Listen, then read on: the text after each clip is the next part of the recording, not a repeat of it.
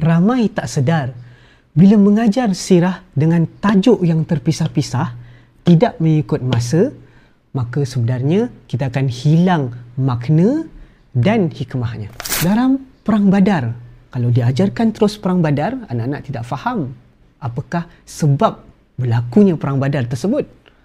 Kalau terus mengajar hijrah, maka anak-anak tidak menjiwai tekanan yang dirasai oleh Nabi dan para sahabat. Maka kalau terus mengajar Fathu Mekah, maka anak-anak tidak faham kaitannya dengan peristiwa perjanjian Hudaibiyah. Sebab itulah timeline sirah Nabi Muhammad SAW ini didulumi menjadi peta pembelajaran sirah.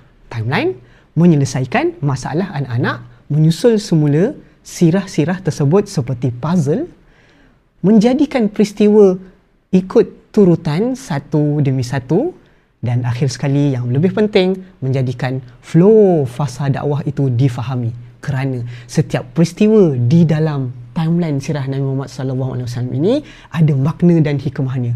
Kenapa berlaku sebelum dan kenapa berlaku selepas. Sirah ini bukan kebetulan ataupun saja-saja.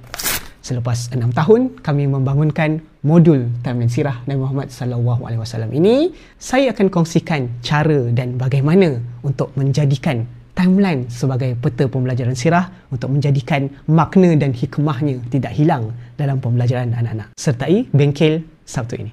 Assalamualaikum.